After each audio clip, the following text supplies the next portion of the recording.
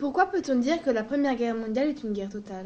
Pour répondre à cette question, on distingue 4 types de mobilisation.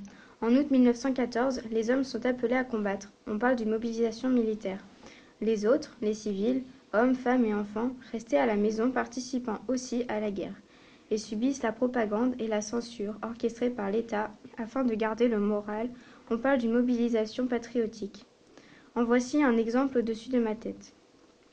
Par ailleurs, les femmes doivent remplacer les hommes partis au front dans les champs et les usines. Les plus dévouées aidaient leurs maris en fabriquant du matériel de guerre. Elles étaient surnommées les munitionnettes. Les voici sur la photo à votre gauche. On parle d'une mobilisation économique.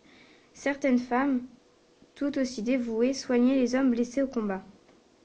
Enfin, il y a la mobilisation financière.